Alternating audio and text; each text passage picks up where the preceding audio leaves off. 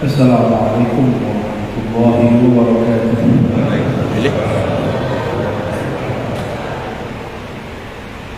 Alhamdulillah rabbil alamin. Nahmaduhu wa nasta'inuhu wa nastaghfiruh. Wa na'udzu billahi min shururi anfusina wa min sayyiati a'malina. Man yahdihillahu fala mudilla lahu wa man yudlilhu fala hadiya lahu. Amma ba'du. Kajian kita sesuai request, ini nggak tahu tiba-tiba minta kajian tasawuf. Kalau mau nanti pakai kitab. Jadi sekarang kita pengantar. Banyak orang mengatakan tasawuf. Emang Nabi bertasawuf? Gitu. Ditanya balik, emang Nabi berfikih? Emang Nabi berhadis? Emang Nabi baca Sahih Bukhari? Jadi kalau orang bilang, Nabi nggak ada tuh tarekat-tarekat, sama, Nabi juga ada tuh ikut baca Sahih Bukhari. Ada nggak Nabi ikut kajian Sahih Bukhari? Belum lahir, pinter Pak. Berarti suksesnya di YouTube-nya. Jadi kadang-kadang orang ingin membantah tapi konyol. Membantah itu dengan ilmu. Kita senang Pak dibantah. Senang, saya gila kalau ada orang membantah, tapi pakai ilmu. Benar-benar gila saya kalau ada orang membantah. Berarti dia merhatiin kita ngajar apa. Tapi kalau itu lebih banyak, emang Nabi bertarekat? Emang Nabi bermazhab? Emang Nabi baca kitab Dalail? Ya? Emang Nabi baca Ma'surat? Emang Nabi baca Ratibul Haddad? Ya, pertanyaan-pertanyaan yang konyol ini muncul daripada kejahilan. Ada apa yang disebut dengan tarikh al-ilm, sejarah ilmu pengetahuan. Bahwa ilmu berkembang. Di zaman Nabi ada nggak ilmu mengenai ini hadis sahih? Disahihkan Albani, ada nggak? Ada nggak? Nggak ada. Berarti ilmu tentang hadis sahih, tidak sahih itu berasal dari siapa?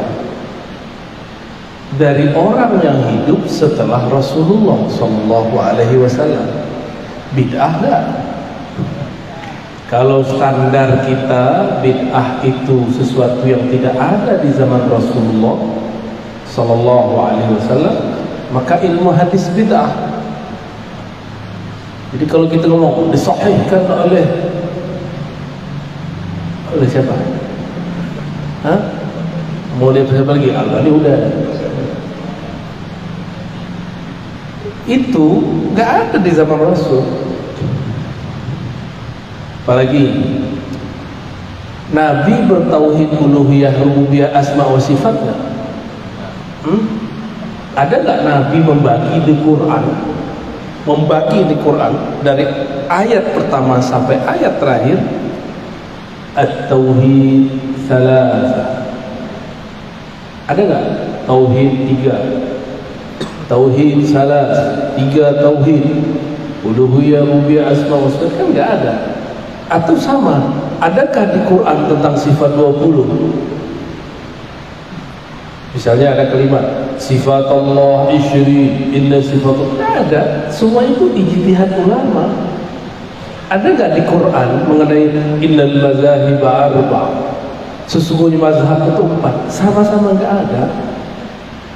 Sama-sama tidak ada. Maka juga tidak ada di Quran tarekat Naqsyabandi, tarekat Syazili, nggak ada semua. Salafi itu nggak di Quran. Jemaah Tabligh, NU, apalagi antum sebut semua itu nggak ada di Quran. Namanya nggak ada. Tapi kawan kita klaim tauhid uluhiyah ada di Quran kok. Apa Apa dalilnya? Wa ilahukum ilahun wahid. Nah, itu ayat. Wa ilahukum, ilahmu, Tuhanmu satu. Allah kan gak ngomong wa ilahukum bitauhidi uluhiyah. Ada nggak? Nggak ada. Itu kan pemahaman. Kenapa kalau imam kita, imam ente yang berpemahaman disebut itu Qur'ani, kalau imam kami tidak? Kan nggak ada gitu. Sama-sama ijtihad, boleh saling mengkritik karena ijtihad bukan dari Allah. Yang nggak boleh dikritik Qur'annya.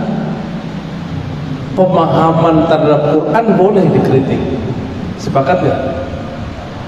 Kalau ngeritik Quran kafir, ngeritik Nabi kafir. Tapi ngeritik riwayat hadis Nabi nggak kafir. Imam Bukhari itu pengkritik riwayat hadis Nabi, bukan pengkritik hadis Nabi. Kalau hadis Nabi nggak boleh dikritik, tapi riwayatnya, beritanya dari mana, kepada siapa, itu ilmu hadis. Dan saya 15 tahun mengajar itu, belajar ngajar tentang cara menentukan hadis ini benar, sahih, tidak sahih. Dan kami selama 15 tahun itu bolak-balik khataman kitab hadis untuk mengetahui ini hadis sahih, tidak sahih hadisnya. Tidak hanya itu, kualitasnya juga tidak cukup. Kita harus bahas ini hadis maksudnya apa. Ketika kami membahas ini hadis maksudnya apa, tidak cukup dengan mengetahui kualitas. Kalau hadis yang berkaitan dengan fikih, kami harus meminjam ilmu fikih. Ilmu fikih lewat mazhab. Ya. Dan tidak ada namanya mazhab fikih ahli hadis, itu nggak ada. Ahli hadis tidak punya mazhab fikih. Ahli hadis punya mazhab mensahihkan hadis atau mendhaifkan hadis. Maka jangan diadu antara ahli fikih dengan ahli hadis. Jika ahli hadisnya mengerti fikih, maka dia disebut fuqaha. Siapa itu? Imam Abu Hanifah, Imam Malik, Imam Syafi'i, Imam Ahmad bin Hanbali. Mereka itu ahli hadis, mengerti fikih. Maka coba lihat, Abu Hanifah punya kitab hadis namanya Musnad Abu Hanifah. Jadi ada riwayat hadis, riwayat Abu Hanifah ada. Baru dengar ya? Tuh baru dengar. Antum mu'alaf sih muhadisnya. Ada hadis riwayat Imam Malik, judul kitabnya Al-Muwatta. Kata Imam Syafi'i, umur 10 tahun beliau sudah hafal kitab ini. As-sahhul kitab ba'da kitabillah Al-Muwatta. Kitab yang paling valid kualitasnya setelah Al-Quran adalah Al-Muwatta. Loh, Imam Syafi'i kok ngomong gitu? Kenapa Imam Syafi'i gak ngomong Sahih Bukhari? Kenapa? Apa? Betul Pak, Imam Bukhari belum lahir. Iya, dia belum lahir. Karena Imam Bukhari belum lahir, dia belum nulis kitab, belum ada Sahih Al-Bukhari. Yang baru ada Al-Muwatta Malik. Itu Imam Malik diajak orang, kamu nih nulis buku yang ditulis orang. Apa jawaban Imam Malik? Wa ma lillahi baqiyah. Jika ini buku karena Allah, pasti kekal. Sekarang semua kitab Muwatta tidak ada lagi yang tersisa kecuali Muwatta Imam Malik. Jadi Imam Malik ini sudah diperjalankan ruhaninya oleh Allah. Nanti Muwatta'mu yang akan jadi. Cuma nggak boleh sombong. Bahasanya diperhalus. Wa malillahi baqiyah. Karena Allah pasti kekal. Kalau orang sekarang apa? Lillah. Gitu. Tapi saya geli sih dengan kalimat itu, lalah lillah itu agak gimana gitu, kayak gak pantas kita ngomong ya.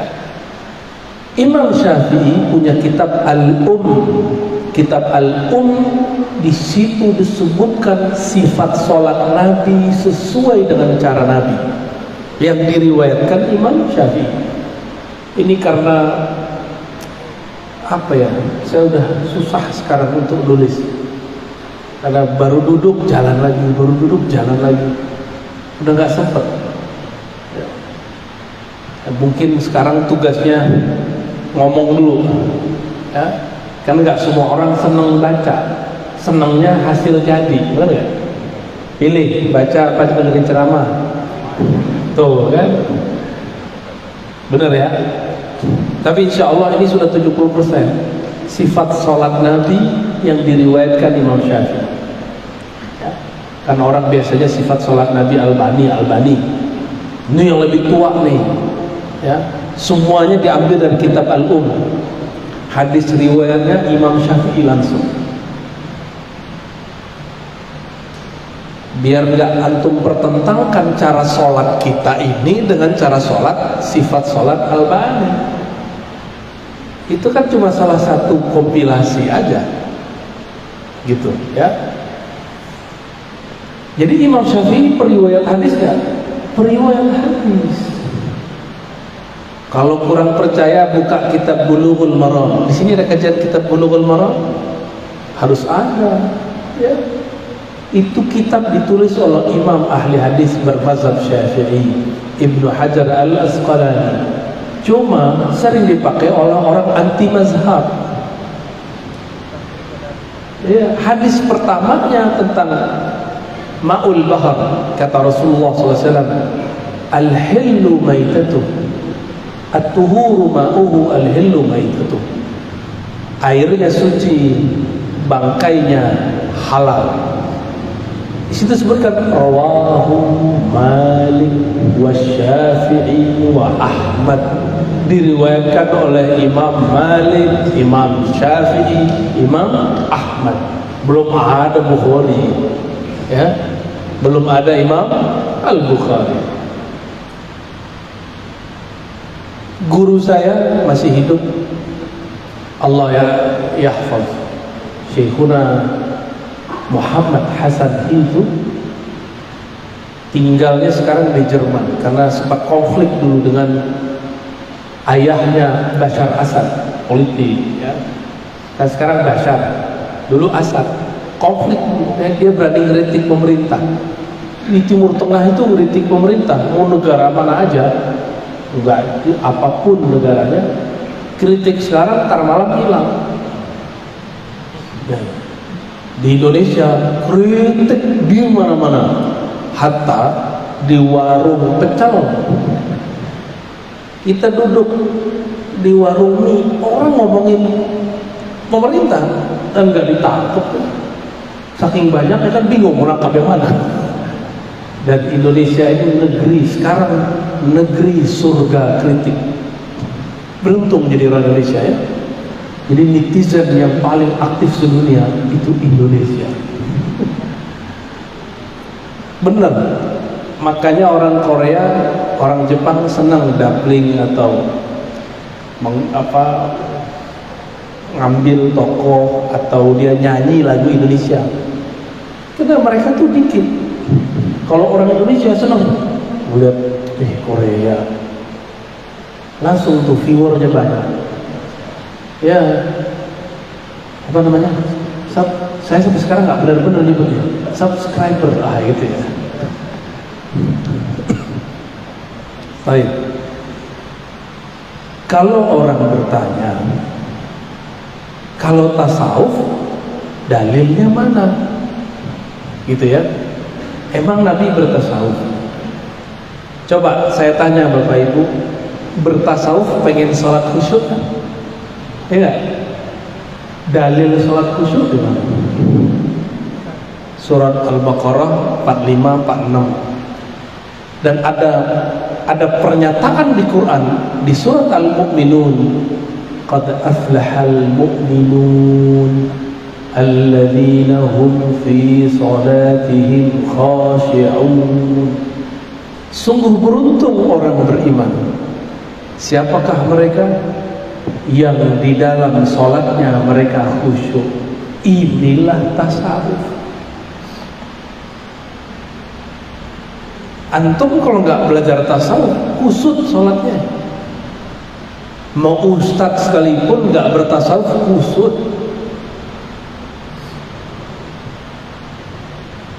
Kiai, saya udah banyak berguru ke banyak orang. Arabi, Ajami, Indonesia, Hindi, banyak saya berguru. Itu nggak banyak yang khusyuk. Sholat kok matanya kemana-mana. Itu orang Arab kita. Allahu Akbar. Bismillahirrahmanirrahim. Alhamdulillahirrahmanirrahim. Maliki yaumiddin. Ya Allah ya nasta'in. Matanya kemana-mana. Kalau nggak sibuk sama ininya. Beda dengan Abu Bakar As-Siddiq radhiyallahu taala anhu. Takbir, badannya bergetar. Allah. Antum kalau ngeliat Abu Bakar As-Siddiq sholat, getar semua. Nggak ada yang sanggup. Makanya saya nggak berani ngimamin sering-sering di luar, Pak. Sesekali aja. Kadang dijebak sama imamnya. Kayak tadi pagi, subuh. Ustaz, ada satu permintaan. Tolong imamin saya ya. Lah imamnya ngomong begitu gimana? Daripada debat orang berkomat.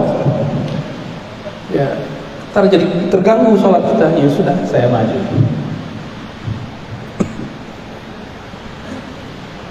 Saya punya guru namanya Syekh Qasim. Kakek guru ya. Guru saya punya guru namanya Syekh Qasim. Syekh Qasim ini pernah diminta ngimamin sholat Jumat. Dia orang kalau zikir lupa sama dunia, Pak. Kalau ada zikir, kalau kita kan zikir malah ingat dunia. Bener ya? Sama kita, Pak. Itu beliau Syekh Qasim. Dia thariqahnya Naqsyabandiyah, orang alim, ngerti qiraat. Sholat karena khatib nggak ada, yang tugas nggak ada, beliau yang khatib, beliau jadi imam. Takbirlah, Allah, nggak ada akbarnya, hilang,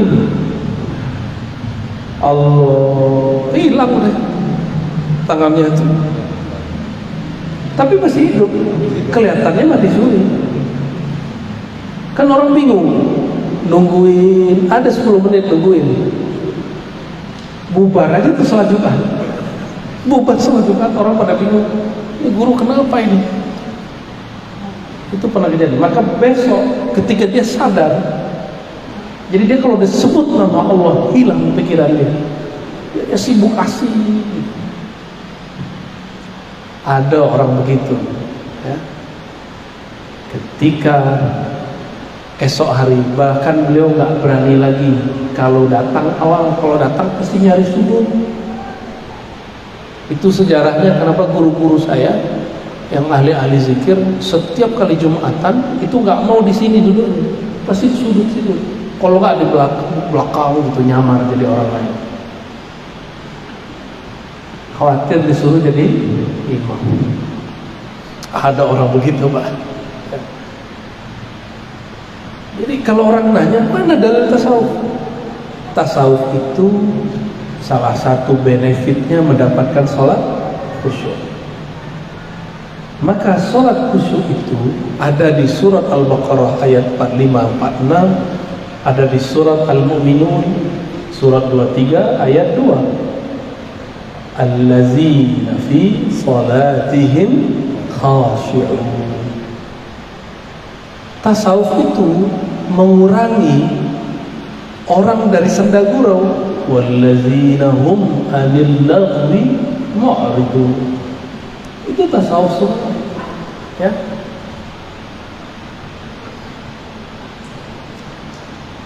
Baru setelah itu ilmu fikih.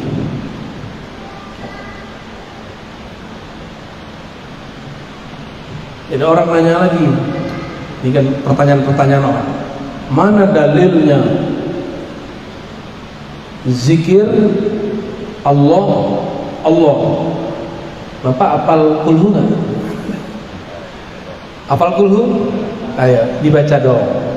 Bismillahirrahmanirrahim. Qul huwallahu ahad. Qul, katakan hai Muhammad, huwa, dialah Allah. Inilah dalil zikir huwallah, huwallah, huwallah. Kan perintah. Katakan hai Muhammad, huwallah. Oleh ahli tafsir, huwa itu ditafsir. Huwa itu bisa ditafsir satu jilid, Pak.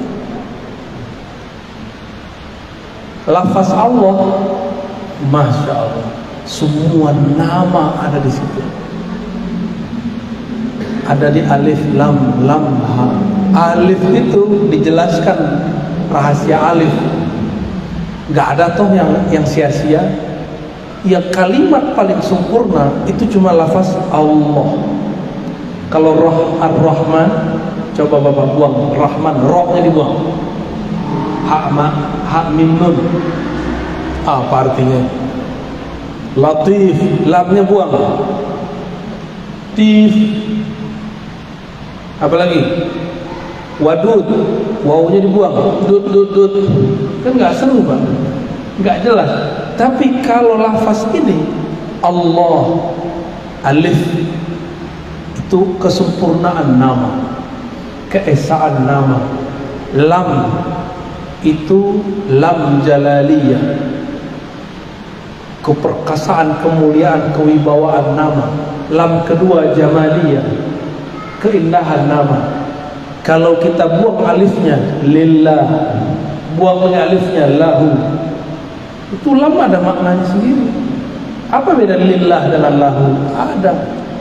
Kalau saya bilang ini milikku, lillah, ini milik Allah, itu ketegasan itu. Lahu itu kelembutan.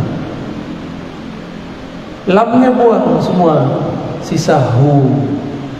Ternyata huwa, waw itu waw zaidah namanya, waw tambah, atau waw, ada juga menyebut waw wisol, waw ittisal, istilah ahlu bahasa. Jadi asalnya itu hu. Dari mana dalilnya? Itu lahu ma fis samawati wal ard. Lahu, hu, baginya. Maka hu itu nama Allah. Jadi jangan heran kalau Bapak ini buka YouTube, ada orang zikir hu, itu bukan lagi ngusir jin, itu hu, bukan. Emang mereka sedang mengurai itu satu-satu. Bagi mereka satu kata, satu huruf di Quran berharga. Kalau bagi kita kan enggak. Ya, bagi mereka jangankan satu ayat, jangankan satu kata, itu kata dipretelin, semuanya bermakna. Ini bagi ahli tasawuf. Maka orang tasawuf itu orang-orang yang rigid. Dia detail membaca sesuatu. Kenapa? Karena sufi itu tenang. Orang kalau tenang, pembacaannya detail. Kalau kita kusuk-kusuk, kita gak bisa melihat secara rinci. Sufi itu mereka beramal dengan surat Ar-Ra'd ayat 28. Ala bidzikrillah tatma'innul qulub. Ketahuilah hanya dengan menyebut nama Allah qalbu menjadi tenang. Karena mereka sudah tenang, membaca ayat itu lebih dalam daripada orang lain. Gitu. Maka qul huwallahu ahad, mereka menemukan dahsyat ini surat. Wajar ini disebut sepertiga Al-Quran. Wajar kalau ada sahabat hobi baca surat Al-Ikhlas, dia dicintai oleh Allah Subhanahu wa ta'ala. Ada orang yang sakti di TV ketemu saya, yang dia nggak ngomong-ngomong ya. Itu zikirnya pakai hu Allah, hu Allah, Allahu, hu Allah, Allahu. Saya tanya, dapat dari mana Ki? Dari babe. Lah itu ngomong. Ternyata dia mengislamkan dukun-dukun, orang-orang sakti lewat cara itu. Baru kaget saya. Jadi dia ini gak semata-mata nyari fulus, tapi juga mengislamkan orang dengan cara itu. Jadi ada orang nantang, kalau kamu bisa mengalahkan saya masuk Islam. Dijabahin sama dia, karena dia pegang kul huwallah, cuma huwallah yang dia pegang. Selesai semua urusannya. Kita udah baca kulhu berkali-kali, ditiup-tiup gak jadi-jadi, kesurupan gak sembuh-sembuh, karena gak tahu tekniknya, baru tahu membacanya. Benar? Mereka ini tahu tekniknya dan mereka nyamar jadi tentara, nyamar jadi polisi, nyamar jadi ustadz, nyamar jadi pemabuk, nyamar itu. Padahal gak mabuk, yang diminum air aqua, Pak. Nyamar masuk kemana, nyamar aja. Semua kita kan nyamar, Pak. Ini kan lagi nyamar jadi orang soleh kan. Di rumah belum tentu begini. Iya benar. Iya, kita ini sedang menyamar semua. Yang tahu hakikat kita Allah. Sufi itu dia merasa kolbunya diperhatikan Allah. Itu sebabnya dia nggak perlu dipuji orang, dia cukup merasa diperhatikan Allah. Itu sufi. Jadi sufi itu bukan orang gila, bukan. Ada orang gila di syuting, ini wali Sufi Ar-Razi, dikirim ke saya. Ya saya senyum aja. Orang jahil kok dilawan ya? Gak usah dilawan orang jahil. Dia nggak dengerin kajian kita, cuma dengerin potongan-potongan video atau dengerin ustadz dia. Itu walinya orang gila. Emang pernah saya bilang orang gila wali? Ternyata dia mengklaim ada seseorang yang menurut saya wali itu gila. Maka dia kemudian tuduh wali Sufi Ar-Razi. Ya, itu Wan Sefer. Ya. Bagi dia Wan Sefer gila, bagi saya enggak. Bagi saya beliau itu tabib, wali tabib, wali yang apa yang dikasih dia jadi obat. Dulu kan saya anti begituan Bang, nggak percaya, kualatnya, kualat bener. Dulu ini suara serak terus, sakit. Tiba-tiba jam 3 malam, habis selesai pengajian hikam di Tangerang Selatan, beliau datang. Pakai mobil muridnya, mobil Pajero, keren sekali, zoom. Banyak orang salaman. Saya, sehat. Salim ah. Itu sekali doang saya ketemu beliau. Salim. Terus tiba-tiba dia ambil itu sirih. Nggak jelas. Itu ngomong apa sih nggak ngerti. Yang ngerti cuma yang di samping dia itu kawan sahabat saya namanya Razi juga, Habib Razi. Suaranya bagus. Sejak saat itu nggak pernah lagi diserat. Kalau serat antam pakai sirih selesai. Ar-Razi yang kata orang sekolah sampai S3, yang ngasih obat seratnya orang yang ente sebut gila. Yang gila ente apa dia? Hah? Jadi orang-orang ini ketipu oleh penampilan orang-orang tertentu. Jadi bagi dia kalau dia nyoret-nyoret itu gila. Gak begitu ya. Berarti yang nyoret-nyoret tembok gila semua dong. Baik. Jadi sufi itu apa? Tasawuf itu apa? Nah, kita harus punya perbandingan.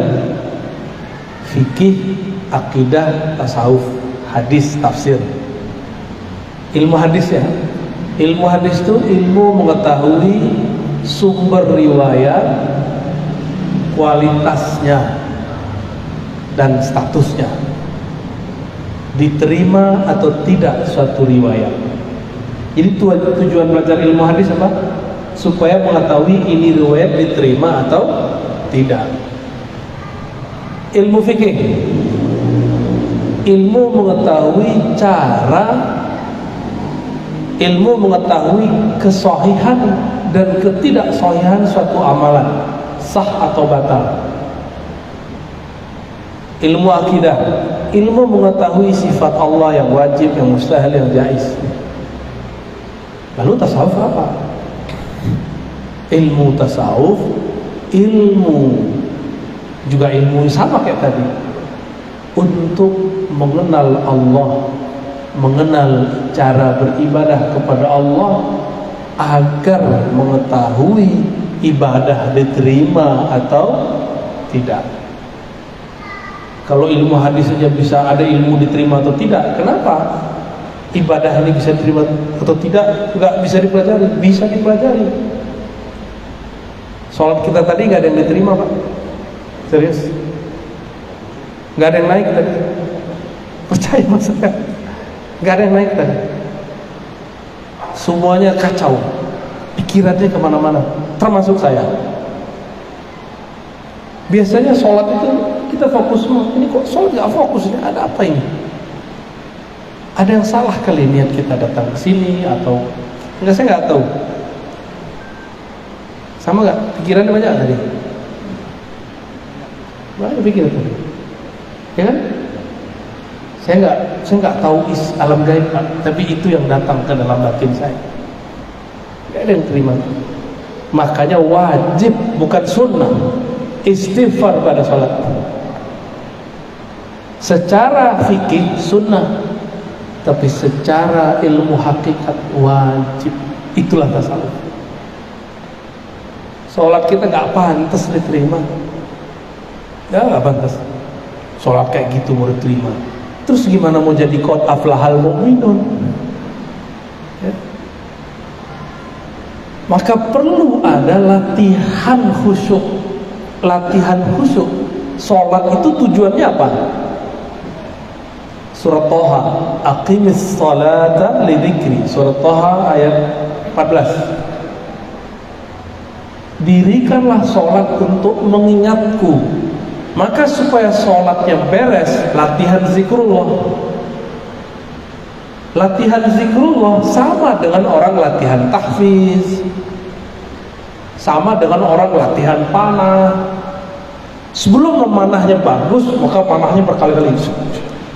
Orang kalau mau bentuk tubuh yang bagus, dia latihan ngangkat berat. Ada angkanya nggak? Bid'ah nggak tuh? Rasulullah nggak pernah ngajarin. Mana? Kan di hadis cuma dikatakan memanah. Caranya kan nggak diajarkan. Antum memanah dengan cara begini kan bid'ah itu. Nggak ada di zaman Rasul perintah-perintah begitu. Kita kerjain.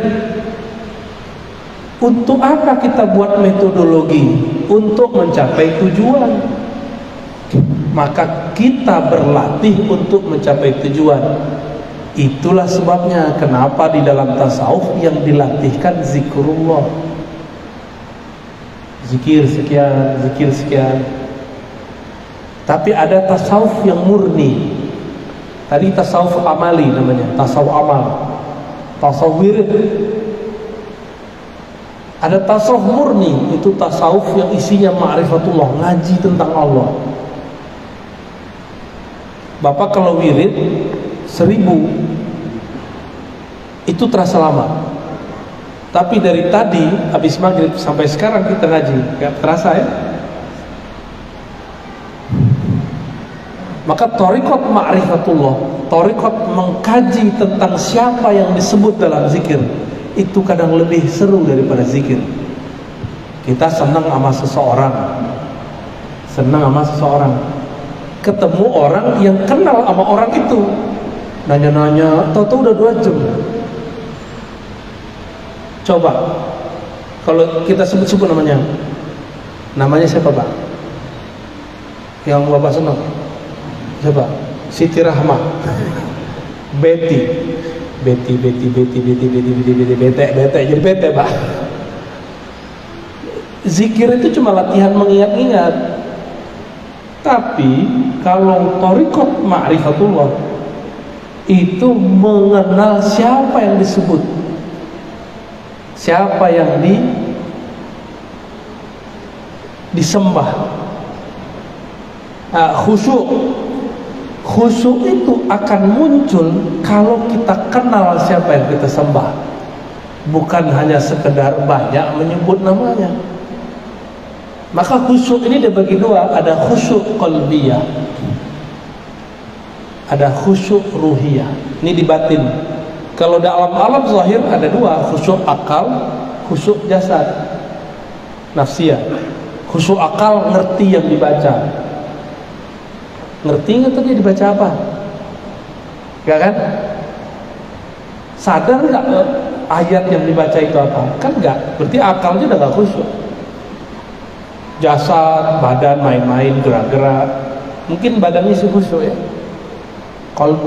Kolbunya merasa ditatap Allah nggak? Yang tadi sholat maghrib sama kita, kolbunya merasa ditatap Allah nggak? Enggak ya? Gimana mau diterima? Terasa itu Pak. Jika ada di satu masjid orang kolbunya merasa ditatap oleh Allah, itu nyebar rasanya kepada orang lain. Minimal samping kiri kanannya nyebar itu. Minimal kita ikut terbawa syahdunya. Kecuali kolbu kita sudah ternodai dengan noda-noda maksiat, noda-noda kelalaian yang panjang, atau kita syak kepada orang itu.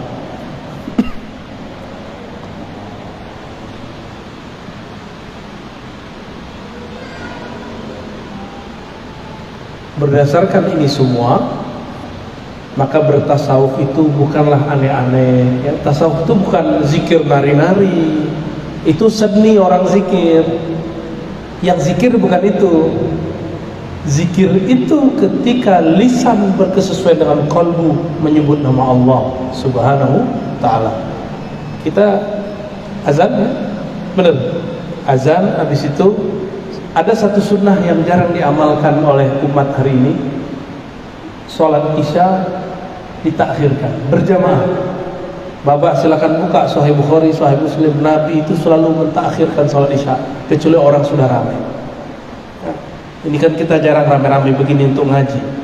Jadi nanti azannya nggak usah panjang-panjang kan, habis itu langsung tanya jawab. Ya, 10 menit cukup ba'da azan, kita langsung. Kita jangan komat karena ngikutin itu. Itu kan buatan kita Pak. Dia yang ikut kita, ya. Jadi nanti kalau ada yang protes kasih tahu. Baik, fadhal.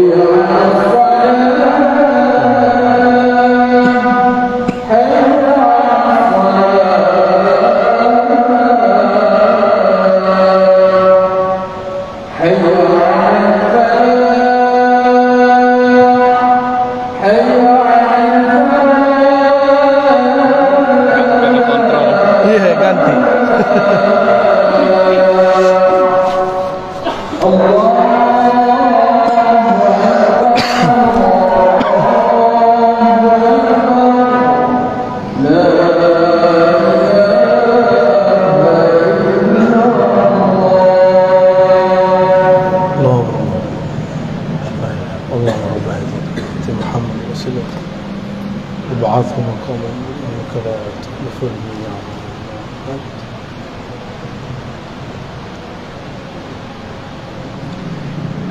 Baik, tanya jawabnya langsung ke kertas. Hah? Next pakai kertas ya, biar efektif. Ya. Pada pertanyaan mungkin ada yang tanya, silakan mungkin kita batasi dulu untuk dari 3 pertanyaan. Bila ada yang bertanya dari para jemaah, silakan angkat tangan.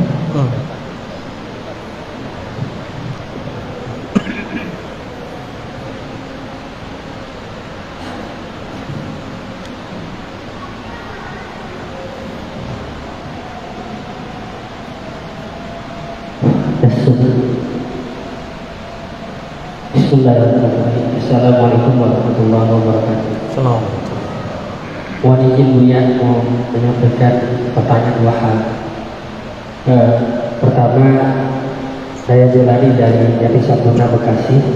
Alhamdulillah dengan ridha Allah, dengan kawan-kawan dari Bekasi juga bisa hadir di tempat ini. Alhamdulillah.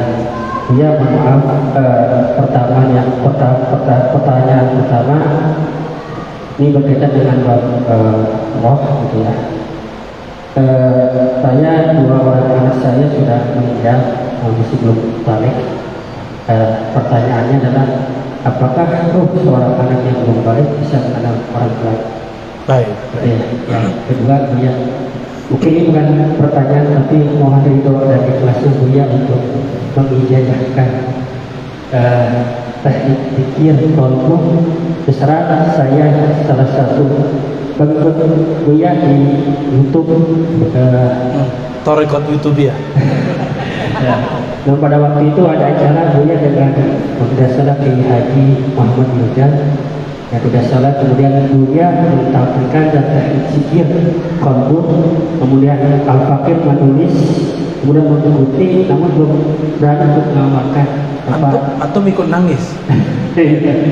Ada rasa yang beda, ya, terasa bergetar, namun tapi belum berani untuk mengamalkan karena belum ada izin dari kuliah. Jangankan antum, aneh dikirimin orang nangis lagi.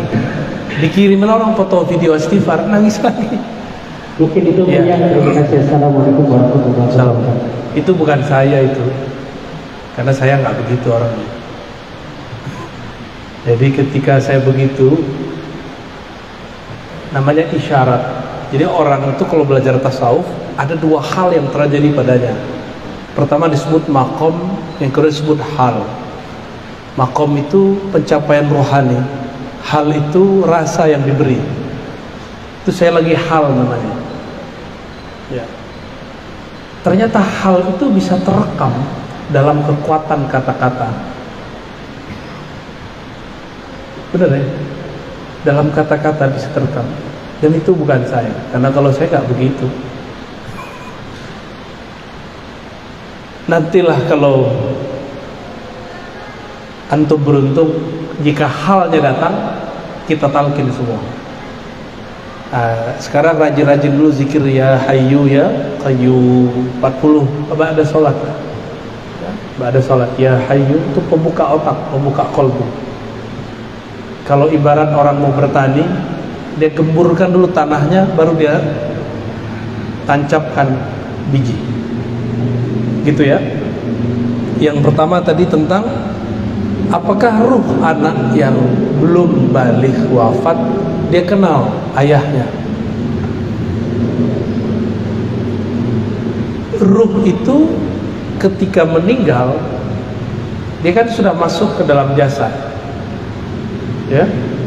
Maka secara bin jasad, binnya itu tetap ke ayahnya, dan itu dijamin masuk surga semua. Nanti kalau antum tergadai ke neraka, mereka nanti yang minta-minta kepada Allah, ya Allah kami bisa masuk surga kan karena bapakku, karena ibuku. Kalau 2, waduh enak tuh ya, enak tuh. Jangan berharap anaknya kecil dibunuh-bunuh Pak, jangan. Jangan salah paham ya. Dan Nabi SAW ketika ada seorang ibu nangis anaknya meninggal, ada yang meninggal anaknya 3, apa kata Nabi? Kamu akan dijamin masuk surga dengan ada anaknya. Ada sahabat nanya, bagaimana kalau 2 wahai Rasulullah? Iya, sama. Tapi sahabat ini nyesel nanya, kalau atu gimana wahai Rasulullah? Ya, untung dia lupa ya kan, jadi bikin kita penasaran. Apakah dia kenal? Dia nanti dikenalkan. Karena ruh itu ketika dia mati, dia nggak mati. Yang mati cuma jasad, ruh nggak mati. Ruh itu energi. Ternyata ahli kimia, ahli fisika, ahli biologi, ilmu eksak sepakat mengatakan energi tidak pernah habis. Energi itu abadi. Energi itu dalam bahasa agama disebut ruh. Karena ruh itu dia siap berpindah. Dia coba pindah doang nih. Ada yang jadi cahaya. Jangan dikira cahaya begini hilang Pak. Ini berlanjut lagi. Coba lihat, bintang berkedip-kedip nggak? Itu ada yang setelah 1000 tahun baru nyampe di sini. Ada yang 1 tahun baru nyampe di sini. Ada yang 8 menit nyampe di sini. Matahari itu 8 menit nyampe di bumi cahayanya. Jadi energi itu bergerak terus. Jadi apa yang kita lakukan di bumi itu tidak habis, walaupun antum mojok di hotel, mojok di pohon, mojok di mana, korupsi di mana, melakukan yang nggak benar di mana, itu energi jalan terus. Dan Allah punya tentara-tentara, punya karyawan-karyawan langit yang mencatat energi itu. Oh, dia saat ini mengeluarkan energi itu. Tapi energi paling dahsyat, wala dzikrullahi akbar. Sungguh mengingat Allah itu lebih besar. Jadi insya Allah anaknya kenal. Nanti kan ruhnya dikasih badan lagi. Badan yang bukan badan yang di bumi. Kalau badan di bumi sanggup nggak Pak? Jalan 500.000 tahun. Sanggup nggak? Maka tubuh yang Allah kasih nanti itu bukan tubuh ini. Tulang ekornya sama, tapi tubuhnya bukan tubuh ini. Tubuh ini disuruh ke Indomaret aja udah capek. Ya, kayaknya tuh banyak penyakit semua tuh. Gitu ya, Allahu a'lam bishawab.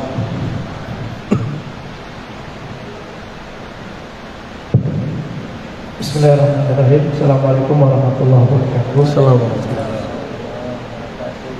Malam ini bersyukur kepada Allah kita dikasih kemudahan hadir di majelis ilmu. Begini Bu ya, yang pertama pertanyaan dari saya, apa hukum memakai sorban?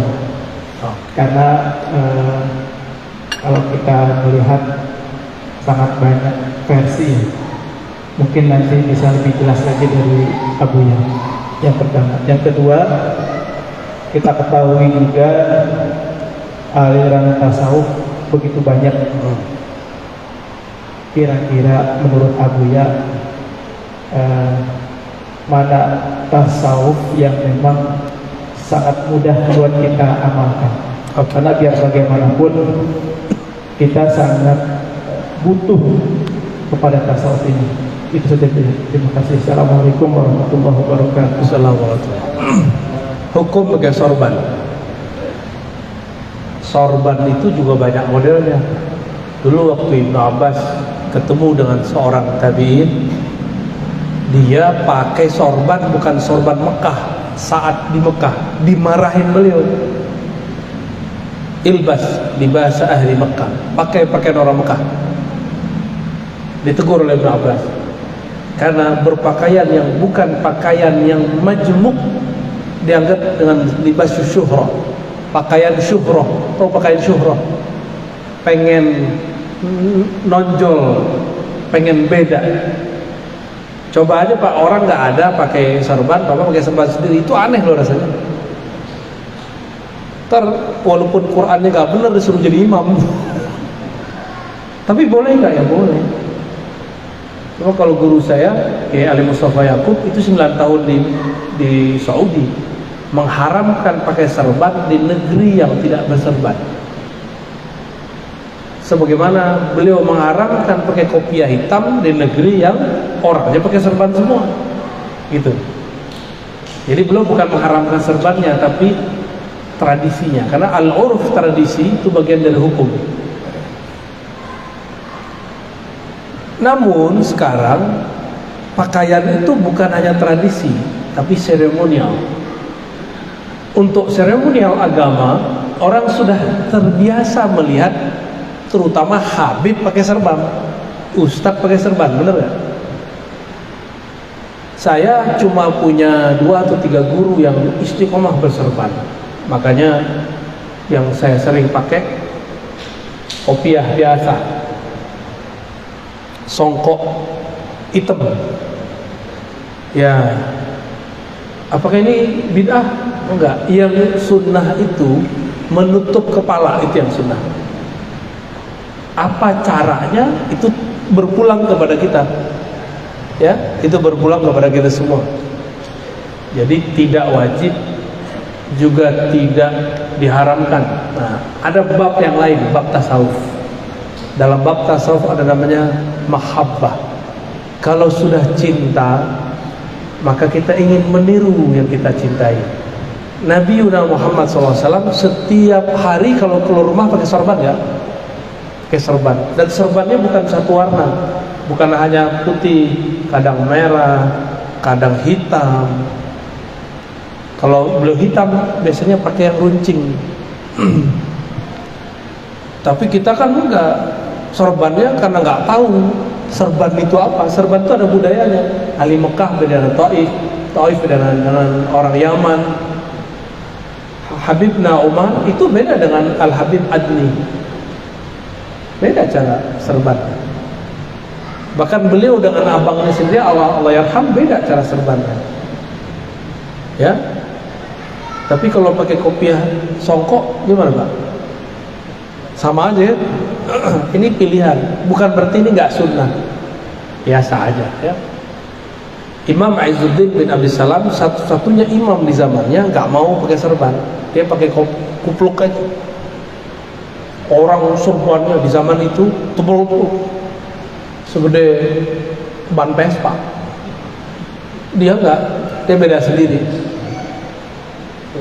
Tapi semua ulama berserban, cium tangan dia. Ya, Imam Izzuddin bin Abdus Salam disebut Sultanul Ulama, bahkan sultan-sultan cium tangan dia. Oke, jadi terserah antum mau pakai serban, itu boleh. Misalnya seremonial maulid atau ada kedatangan zuriat Rasul, silakan. Bab cinta, jadi bab cinta ini bukan wilayah fikih, ini wilayah tasawuf. Kalau fikih yang tadi di depan saya bahas, uruf, tradisi. Orang Arab mengatakan al-imamah tajul Arab, bukan hadis, ya. Serban itu mahkota Arab. Kalau kita orang Indonesia apa mahkotanya? Songkok hitam, at-taqiyah, as-sauda, tajul apa? Tajul Nusantara, tajul Indonesia, wa Malaysia, wa, ya. Mana tarekat yang paling bagus? Tidak ada tarekat yang paling bagus atau paling buruk. Tarekat itu metode, yang penting orang yang jalanin metode. Kurikulumnya sama, yang beda kepala sekolah dan gurunya. Sama-sama rumah makan Padang, resto, tapi beda kokinya, beda rasa gak? Beda, bener. Kok bisa beda? Karena beda tangannya, bumbunya sama. Ini saya buat rendang, bahannya sama, antum buat rendang, beda gak rasanya? Beda. Yang gak enak punya saya, karena gak pernah buat rendang, ya. Bahan sama, di tangan yang berbeda, beda hasilnya. Qurannya sama, tapi yang bacanya beda, hasil beda. Itulah hakikat orang bermursyid, bertarekat. Sama-sama Naqsyabandi, sama-sama Qadiriyah Naqsyabandiyah, sama-sama Syaziliyah, sama. Tapi ketika ini yang memasak zikirnya, mengolahnya, hasilnya berbeda. Dan kita nggak boleh hasad, nggak boleh iri. Itu yang Allah berikan kepada kita. Bapak Ibu yang berkahi Allah, ada lagi apa cukup? Satu lagi ya, satu lagi. Bismillahirrahmanirrahim. Assalamualaikum warahmatullahi wabarakatuh. Assalamualaikum. Mohon izin Buya memperkenalkan diri. Nama saya Hedi Afrizal. Saya tinggal di Cilengsi, asli Sumatera Barat. Kebetulan juga pernah bareng sama Abuya tahun 2004 di UIN. Abuya di Usuluddin, saya di Syariah. Sama-sama di KMM, Komunitas Mahasiswa Minangkabau. Salam kenal kembali Buya. Iya. Jadi ada satu pertanyaan saya tentang tasawuf. Tasawuf identik dengan tarekat thariqah. Ada organisasi di bawah Nahdlatul Ulama bernama Jatman, Jamiah Ahli Thariqah Al-Mutabarak An-Nadiyah. Nah, pertanyaan saya begini Bu ya. Ada sekitar 43 thariqah itu. Nah, ada seorang salik ikhwan, ketika ada baiat thariqah A, dia ikut dengan mursyid A. Ada baiat thariqah di sana, dia ikut juga. Ada baiat thariqah ini, artinya banyak mursyid, banyak sanad. Itu bagaimana Bu ya untuk proses perjalanan suluk untuk mencapai agar kita bisa dalam istilah makrifat atau usul. Baik. Mungkin seperti itu Bu ya. Yang kedua, saya sering mengikuti kajian YouTube Abuya. Pernah saya melihat ada tentang kemursidan di salah satu tarekat di Jawa Barat. Waktu itu mursyidnya wafat. Nah, muncullah satu dinamika waktu itu. Ahlul Baitnya tidak mengakui satu kemursidan, dan kemursidan yang satunya, kemursidan itu mempunyai banyak jamaah.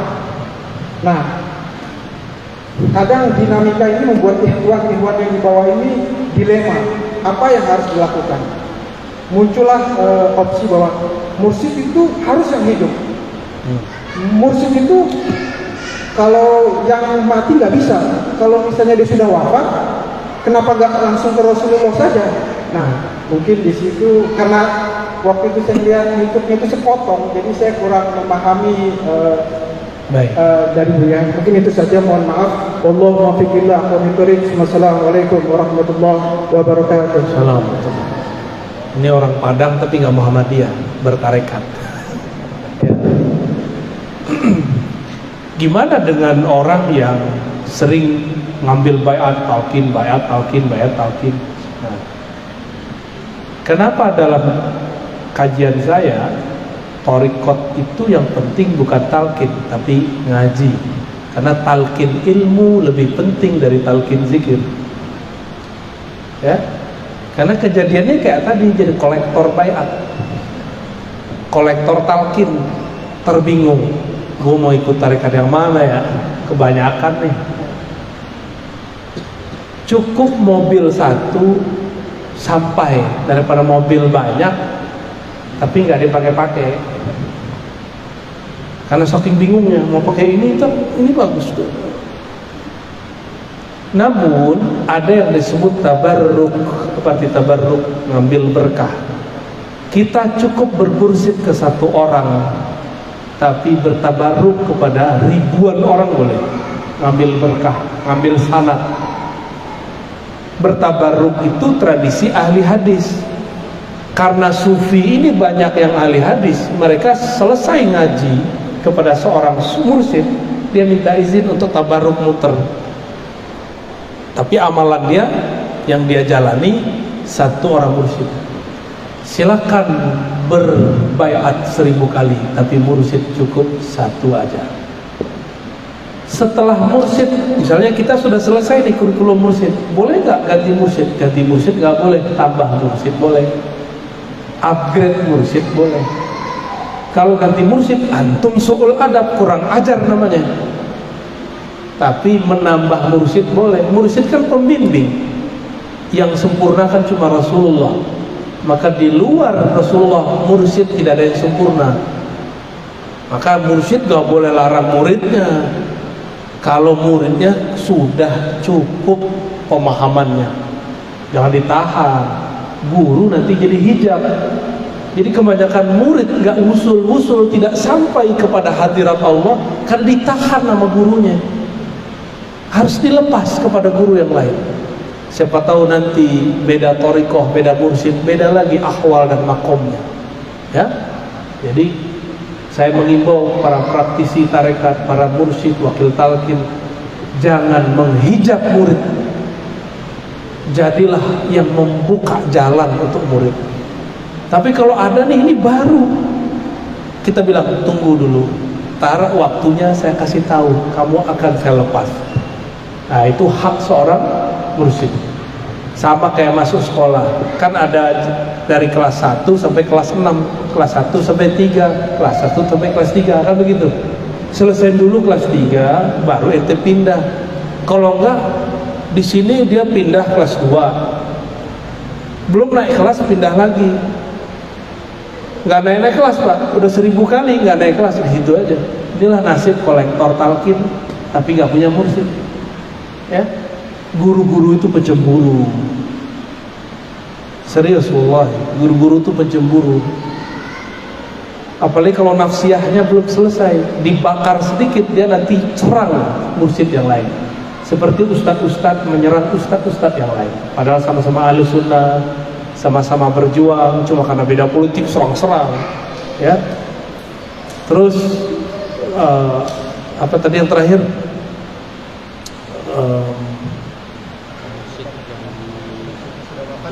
Mursyid sudah wafat. Maka saya dari dulu kasih tahu, hati itu cukup bergantung kepada Allah.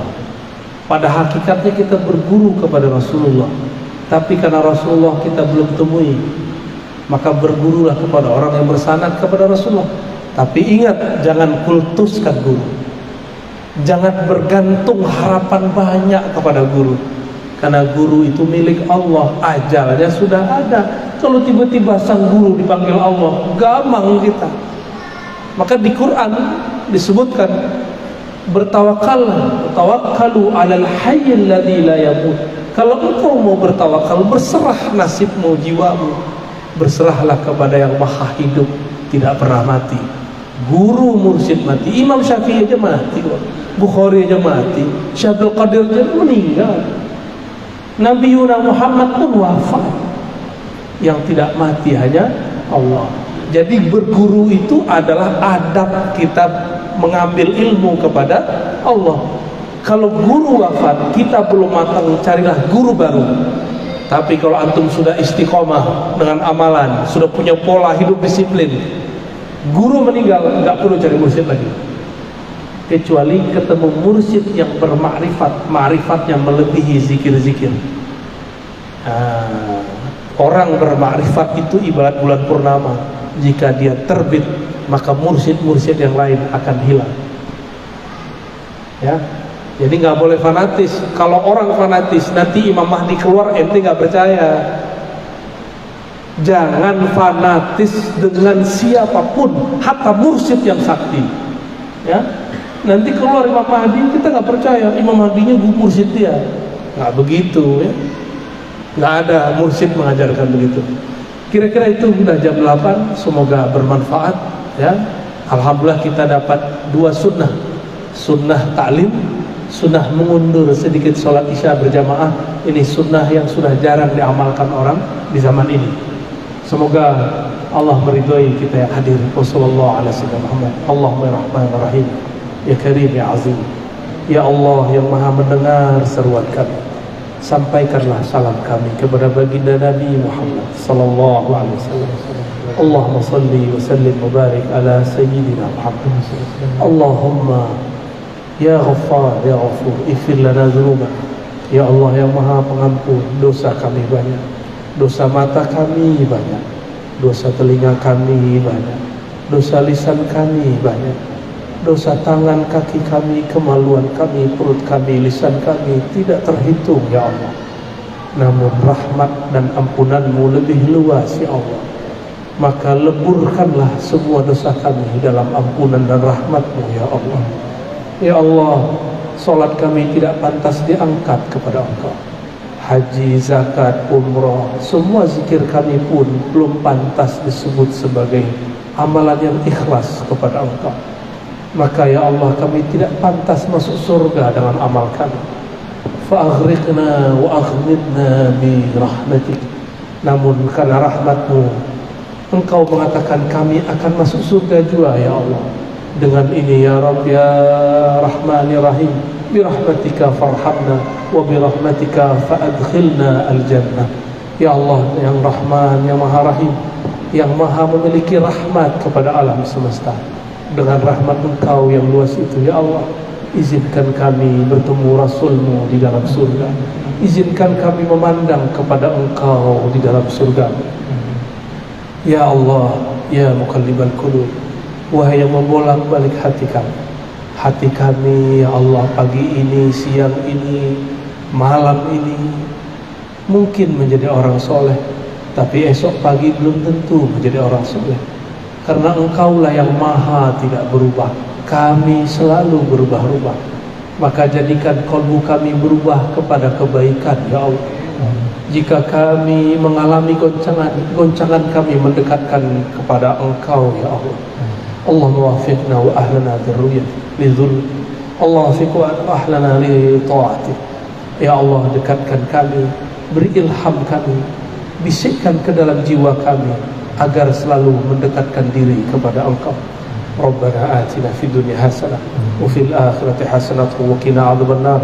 Ya Allah yang memiliki kebahagiaan di langit, di bumi, di dunia, di akhirat, mohon berikan kami bahagia di dunia, bahagia di akhirat.